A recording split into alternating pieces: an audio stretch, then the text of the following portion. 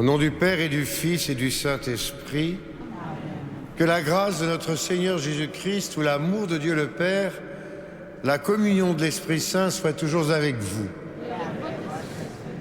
Frères et sœurs, entrons dans la célébration de cette Eucharistie et reconnaissons notre péché.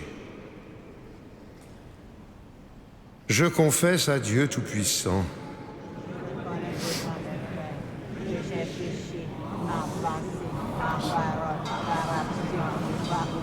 Oui, j'ai vraiment péché. C'est pourquoi je supplie la Vierge Marie, les anges, tous les saints, et vous aussi, mes frères, de prier pour moi.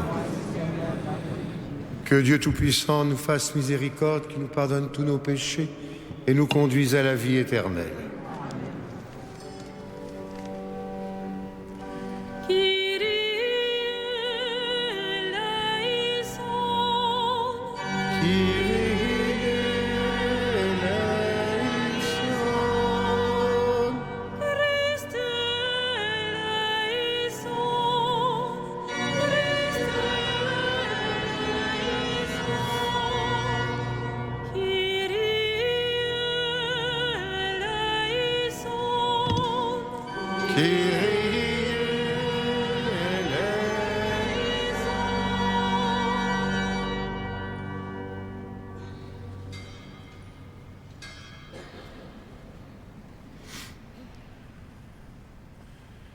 Prions ensemble, Seigneur.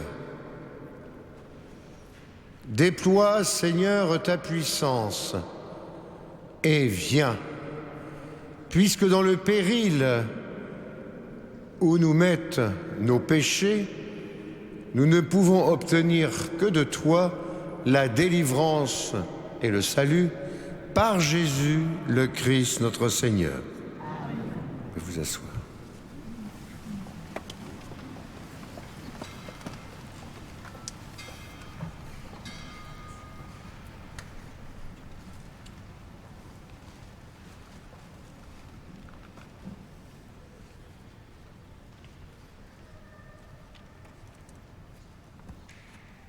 Lecture du livre d'Isaïe.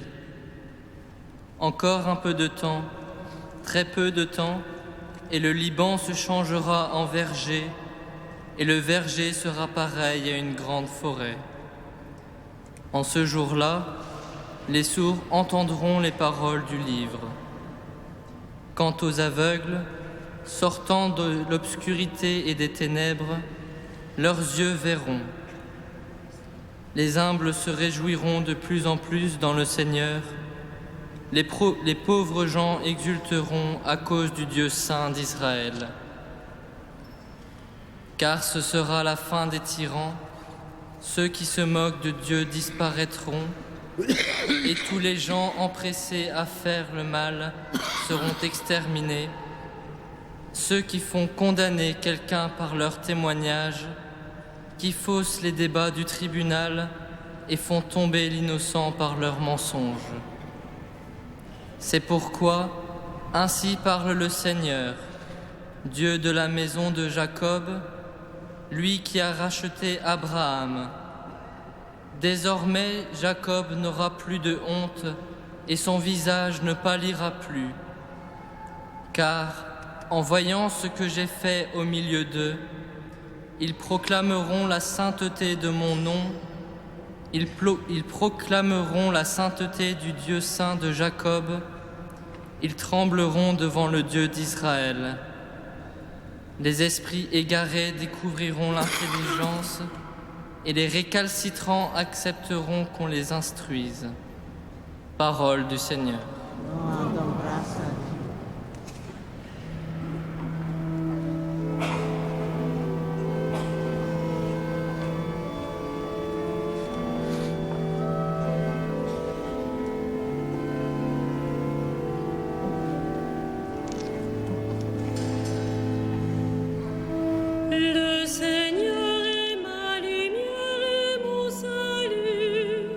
De qui aurais-je craint?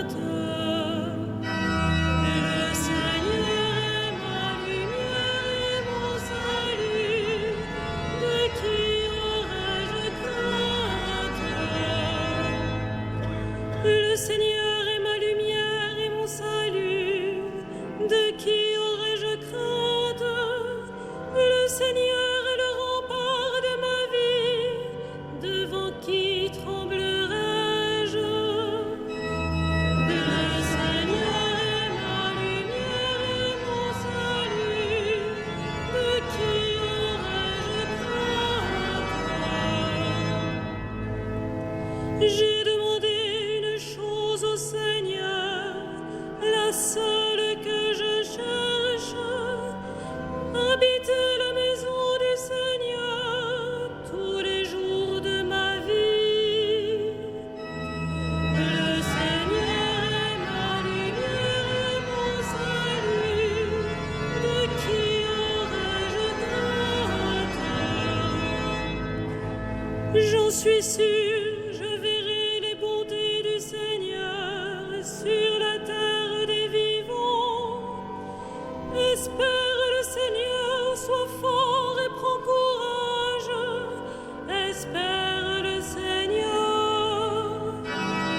Le Seigneur est ma lumière et mon salut. De qui aurais-je crainte?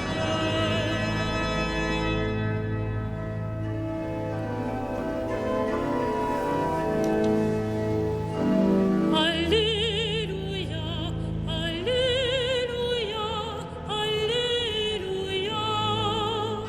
Alléluia, Alléluia, Alléluia. Voici qu'il vient avec puissance, notre Seigneur, pour éclairer les yeux de ses serviteurs. Alléluia, Alléluia, Alléluia.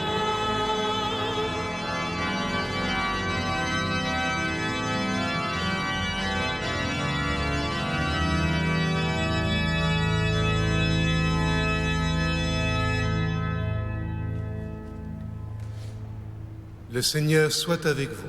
Et avec votre esprit, Évangile de Jésus-Christ selon saint Matthieu. gloire à toi. Jésus était en route. 2 aveugles le suivirent en criant « Aie pitié de nous, fils de David !»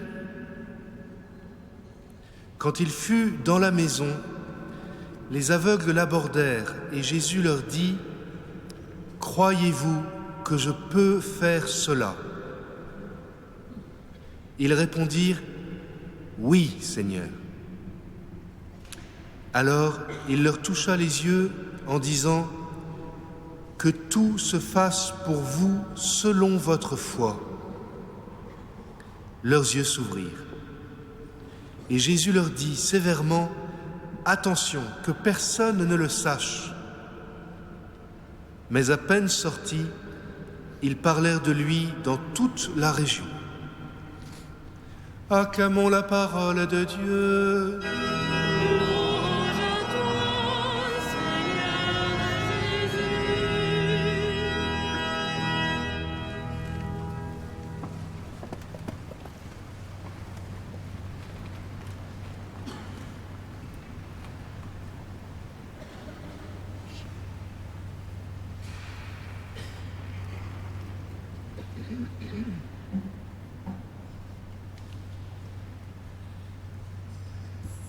Frères et sœurs bien-aimés,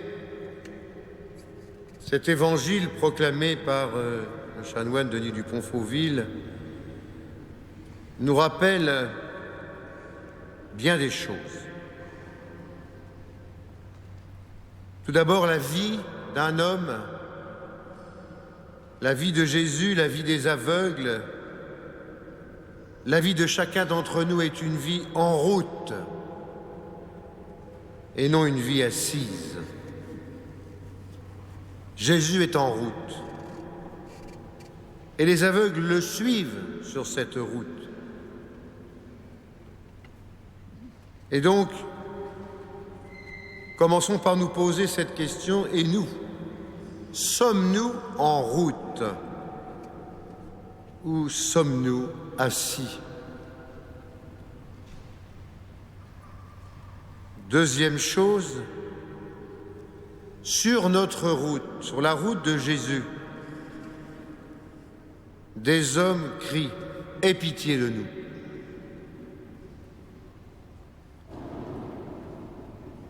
Et Jésus, une fois rendu à la maison, prend soin de s'adresser à ces aveugles.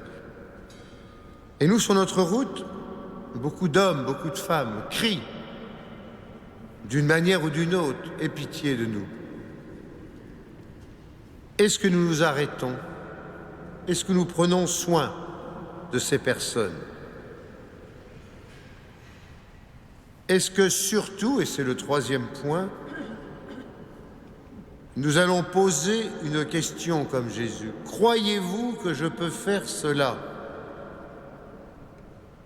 Est-ce que nous allons donner la parole à ceux qui crient?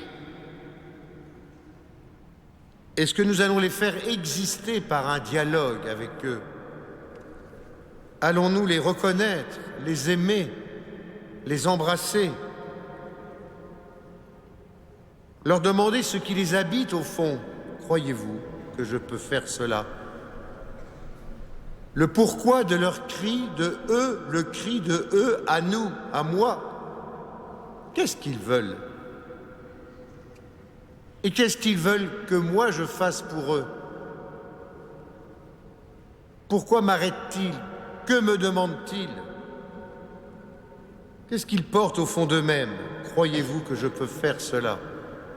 Quelle est la foi de ces personnes? Et le point suivant, c'est que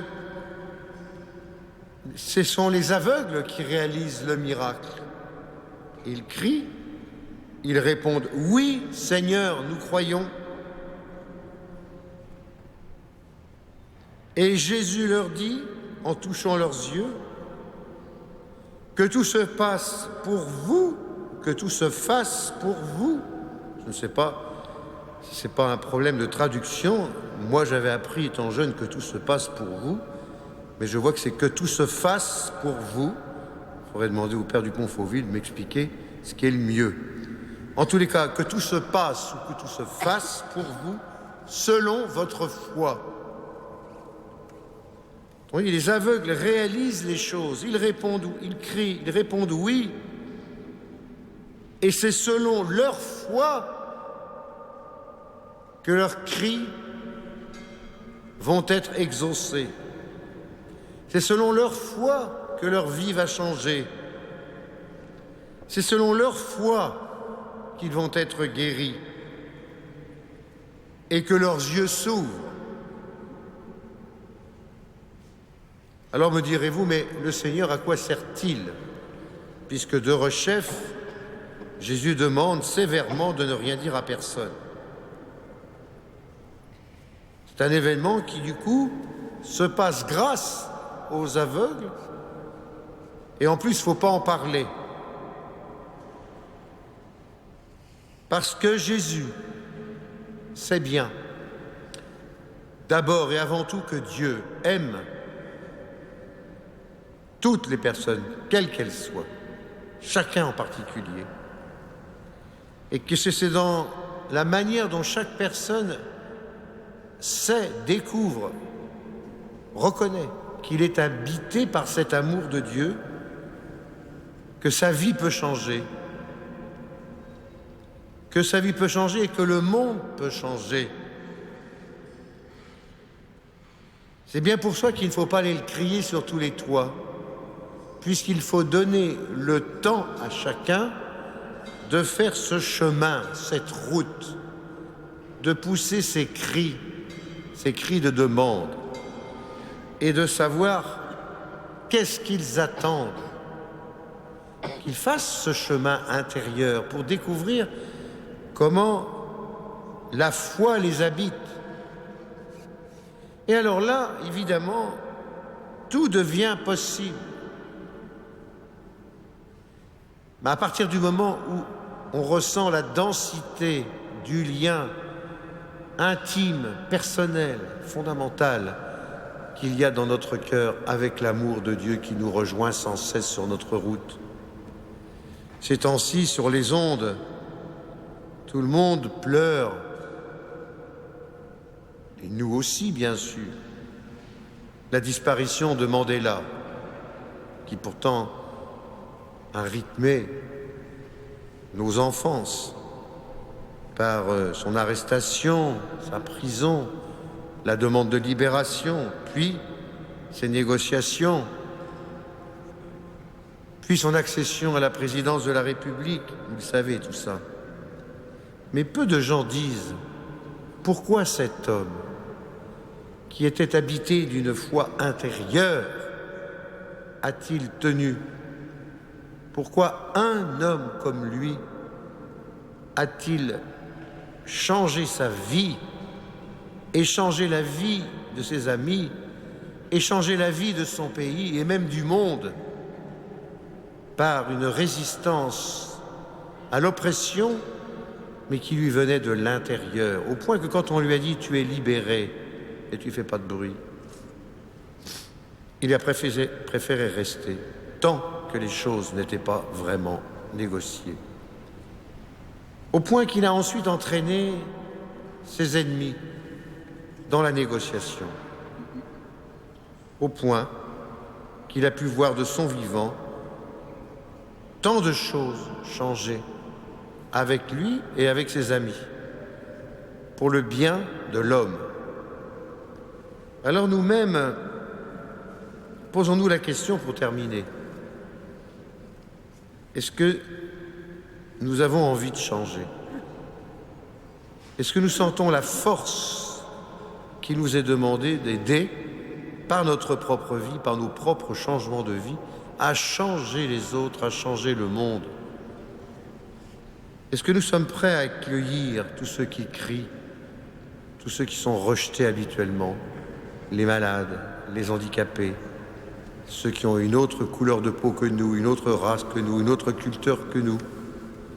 Est-ce que nous sommes prêts à entendre des gens différents de nous, alors que tant d'autres font l'expérience de nous dire qu'ils sont blessés parce qu'ils se sentent rejetés par un regard, par un visage qui se tourne, par des pas qui se tournent, par des routes qui ne se croisent plus, par des mains qui ne se tendent plus, des cœurs qui ne s'ouvrent plus, des paroles qui ne sont plus dites. Oui, aujourd'hui encore, il est possible que les aveugles voient, à condition que nous nous arrêtions sur notre route pour entendre le cri de ceux qui nous appellent et pour qu'on leur laisse la parole, pour qu'ils expriment leurs demandes et qu'on leur permette de grandir et de vivre leur foi au point de changer le monde. Amen.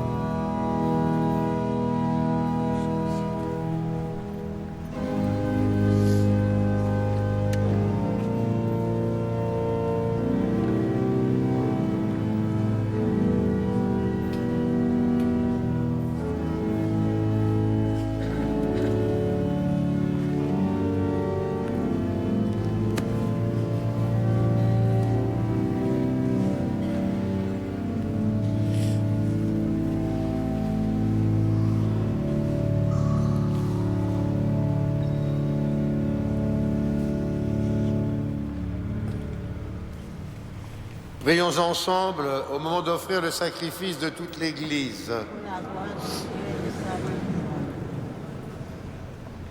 Laisse-toi fléchir, Seigneur, par nos prières et nos pauvres offrandes. Nous ne pouvons pas invoquer nos mérites. Viens par ta grâce à notre secours, par Jésus le Christ notre Seigneur.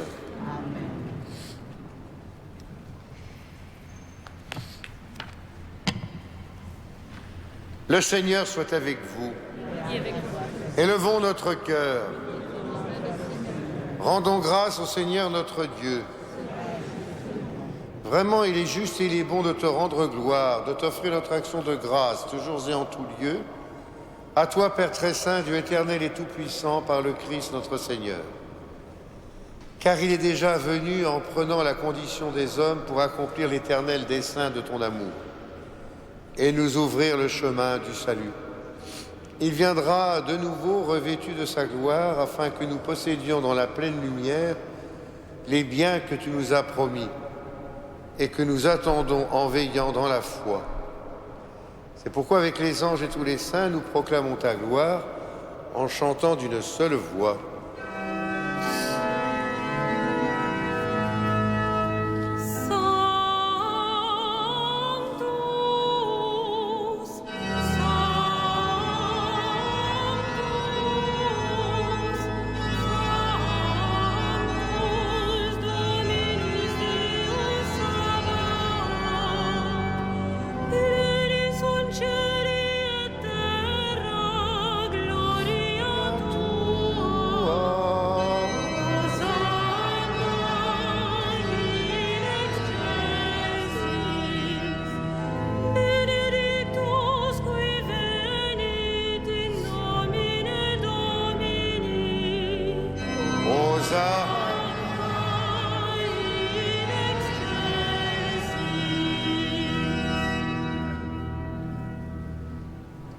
Toi qui es vraiment saint, toi qui es la source de toute sainteté, Seigneur, nous te prions.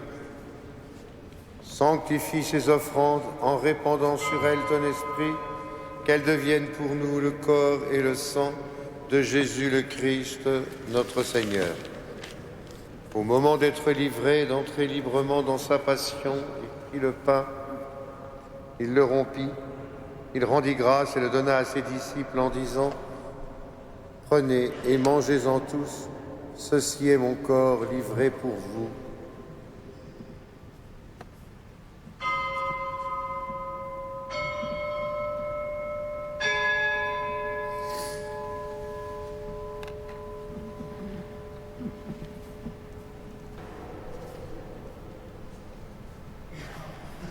De même, à la fin du repas, il prit la coupe. De nouveau, il rendit grâce et la donna à ses disciples en disant: prenez et buvez-en tous, car ceci est la coupe de mon sang, le sang de l'alliance nouvelle et éternelle, qui sera versé pour vous et pour la multitude en rémission des péchés. Vous ferez cela en mémoire de moi.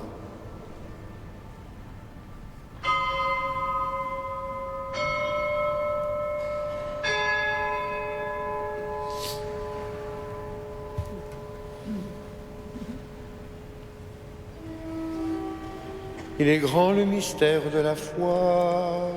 Nous proclamons ta mort, Seigneur Jésus. Nous célébrons ta résurrection. Nous attendons ta venue dans la gloire. Faisant ici mémoire de la mort et de la résurrection de ton Fils, nous t'offrons, Seigneur, le pain de la vie et la coupe du salut, et nous te rendons grâce car tu nous as choisis pour servir en ta présence. Humblement, nous te demandons qu'en ayant part au corps et au sang du Christ, nous soyons rassemblés par l'Esprit Saint en un seul corps. Souviens-toi, Seigneur, de ton Église, répandue à travers le monde. Fais-la grandir dans ta charité avec le pape François, notre évêque André et tous ceux qui ont la charge de ton peuple. Souviens-toi aussi de nos frères qui se sont endormis dans l'espérance de la résurrection, en particulier de Marie, confiée ce soir à notre prière, et de tous les hommes qui ont quitté cette vie. Reçois-les dans ta lumière auprès de toi. Sur nous tous enfin, sur Dominique, nous implorons ta bonté. Permets qu'avec la Vierge Marie, la bienheureuse Mère de Dieu, Saint Joseph son époux, avec les apôtres, Saint Denis, Saint Nicolas, les saints de tous les temps qui ont vécu dans ton amitié, nous ayons part à la vie éternelle et que nous chantions ta louange par Jésus le Christ, ton Fils bien-aimé. Par lui, avec lui et en lui. À toi, Dieu le Père Tout-Puissant, dans l'unité du Saint-Esprit. Tout honneur et toute gloire dans les siècles des siècles.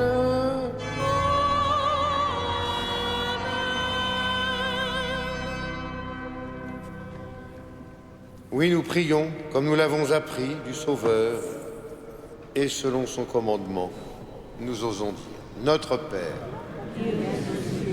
que ton nom, que ton règne vienne, que ta volonté soit faite sur la terre comme au ciel. donne-nous notre pain. Pardonne-nous, comme nous pardonnons aussi à ceux qui nous ont offensés, et ne nous soumets pas à la tentation, mais délivre-nous du mal.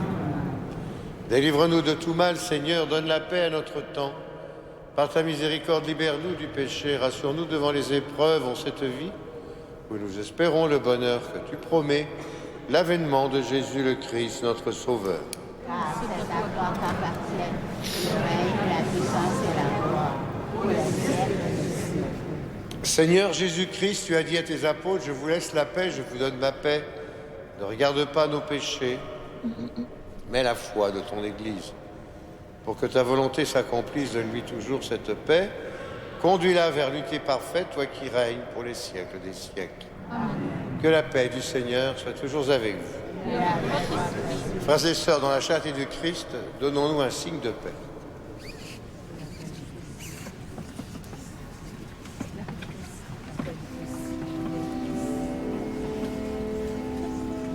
Agnus Dei, qui tollis peccata mundi, miserere nobis.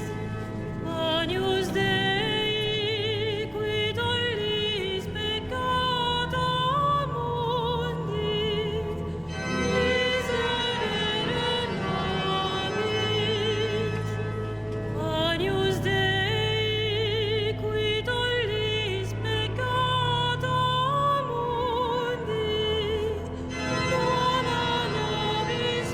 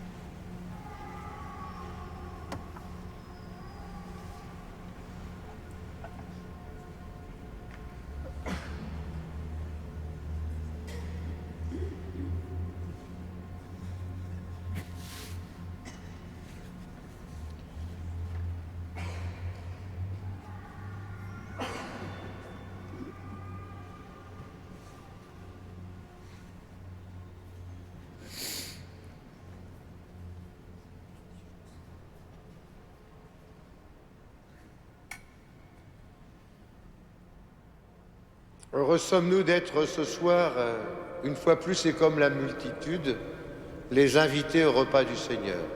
Voici Jésus, voici l'agneau de Dieu, celui qui enlève le péché du monde.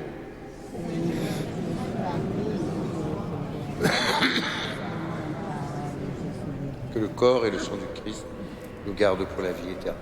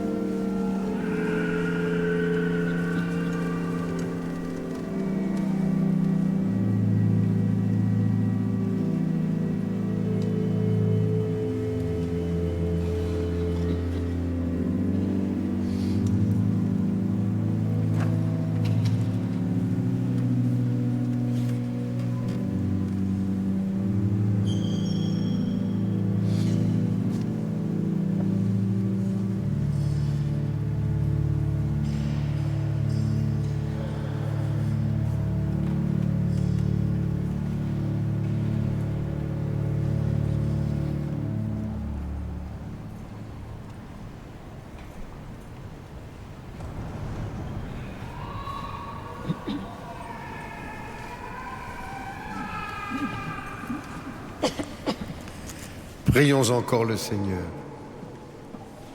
Plein de reconnaissance pour cette Eucharistie, nous te prions encore, Seigneur.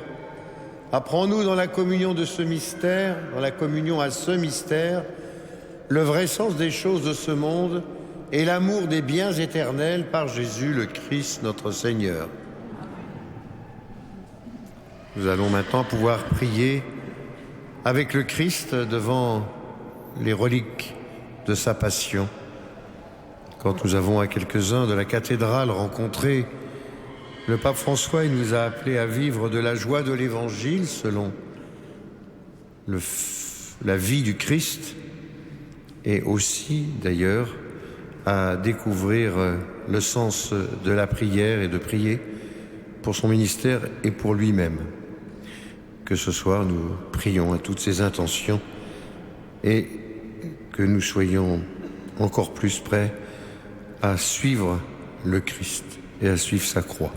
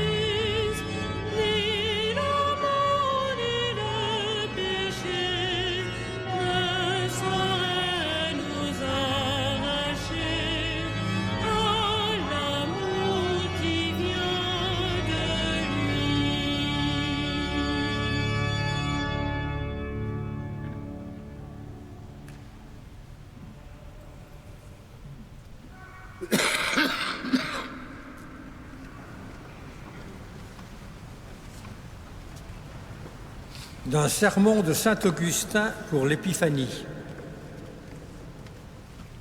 Les mages viennent de l'Orient et cherchent le roi des Juifs. Ils le cherchent auprès du roi des Juifs. Ils demandent à un roi de la terre, le roi des cieux.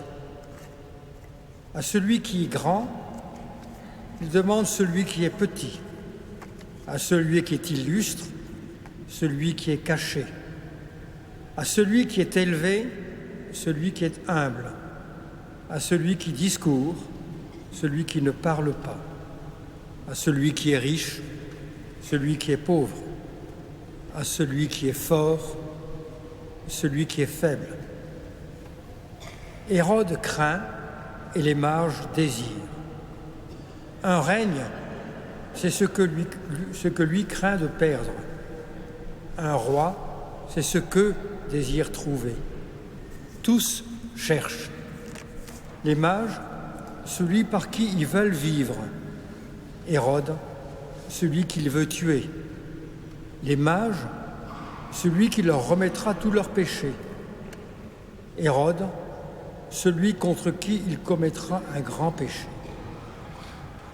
Pour ôter la vie d'un seul, Hérode met à mort un grand nombre de nouveau-nés. Mais tandis qu'il accomplit avec une cruauté sans égale le massacre de tant d'innocents, par un si grand forfait, il se donne en premier la mort.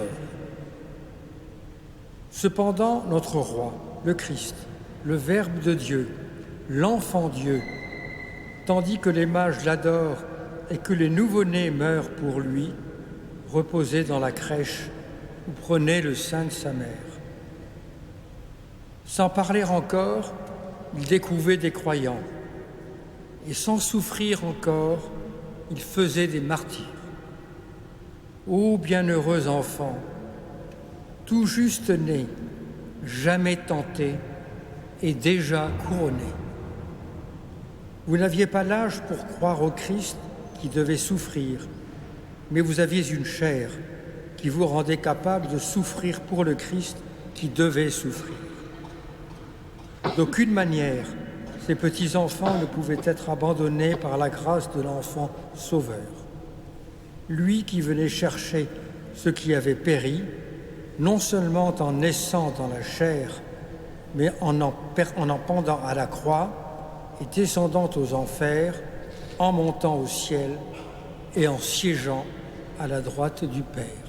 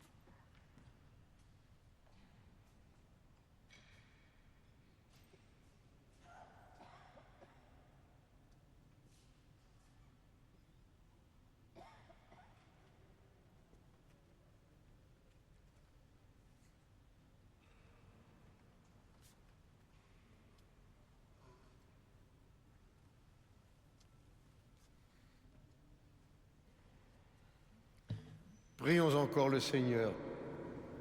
Tu le vois, Dieu Tout-Puissant, nous ployons sous le péché qui a soumis l'homme à sa loi. Apporte-nous la délivrance grâce au renouveau que nous attendons de la naissance incomparable de ton Fils bien-aimé, lui qui règne avec toi dans l'unité de l'Esprit Saint pour les siècles des siècles. Le Seigneur soit avec vous et que Dieu Tout-Puissant vous bénisse, le Père, le Fils et le Saint-Esprit. Allons et demeurons dans la paix et dans la joie du Christ. Et comme chaque soir, confions-nous à Notre-Dame. Amen.